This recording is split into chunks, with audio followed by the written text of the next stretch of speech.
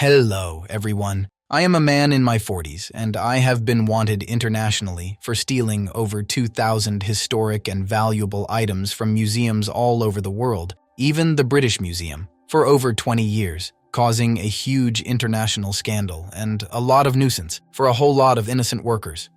My name is not important for my story, or rather, it is being kept hidden by the authorities until they finish the investigation. I lived a pretty normal life, one might say, and I was not in need of any money or aid from anyone throughout my life. I could always provide for myself and could always carve my own path. But there has always been this nagging feeling in the back of my brain, an itch that I can't seem to quite scratch fully.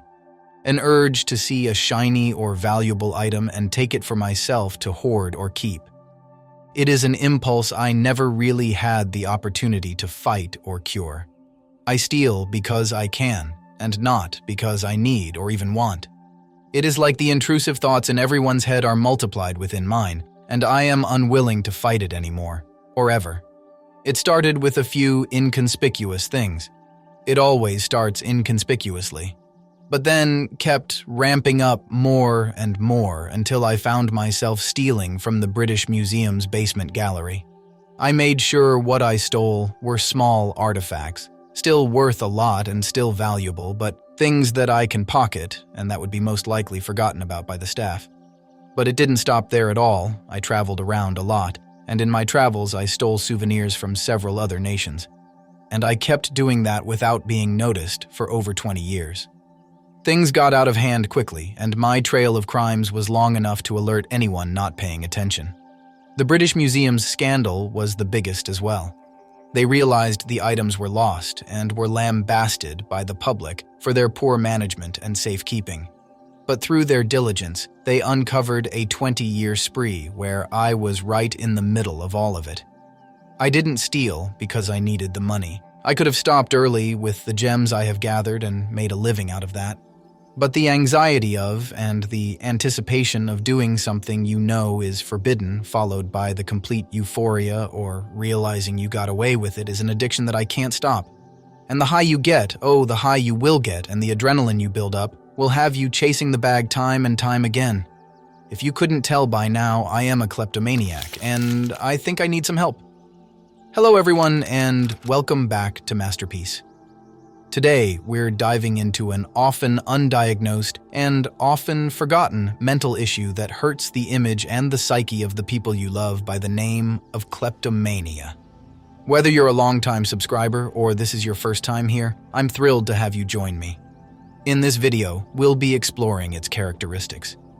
So, what is kleptomania exactly for those of us not in the know or have never encountered this unique case of mental health issue in the wild? Kleptomania is defined by psychiatrists and experts all over the world as the unique mental condition where the victim is unable to resist the urge to steal items of varying degrees of value for reasons other than the common personal use or financial gain that is associated with the need for theft normally. It was first described by experts of the psychiatric field as an impulsive control disorder, where the affected person has lost the ability to self-govern and control their innermost urges. The patients fail to resist the sweet temptation and often act or speak on their thoughts without first thinking about them critically, like most people commonly do. However, some psychiatrists and experts hold a totally different position than just labeling kleptomania under the impulsive control disorder's umbrella. Some actually think it relates more, or should usually be grouped according to the obsessive-compulsive spectrum. Their reasons stem from similarities of the main characteristics and symptoms of kleptomania and other mental issues like obsessive-compulsive disorder, or OCD as it is more commonly known.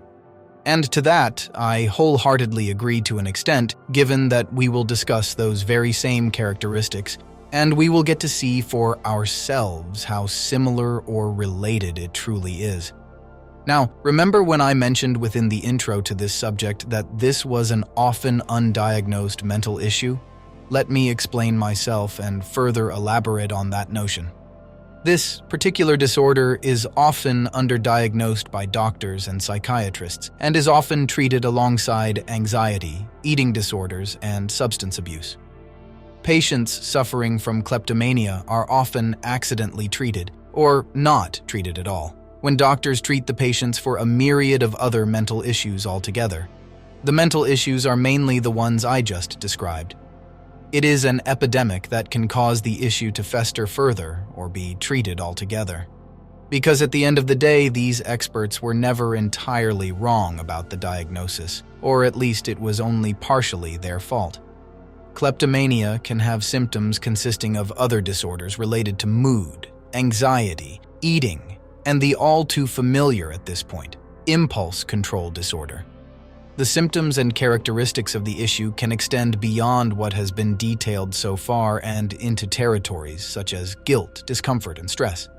With stress, discomfort, and the previously mentioned anxiety being textbook characteristics for obsessive compulsive disorders like OCD, and that is why kleptomania is often lumped in under that particular umbrella. So, what really causes this unique mental condition that may put innocent people at risk of humiliation and punishment? Well, it appears to be some sort of a mixed bag. Some experts believe that kleptomania is caused through behavioral effects throughout the affected person's life and as they grow up. It could be used as a coping mechanism in the face of psychological abuse that affects them.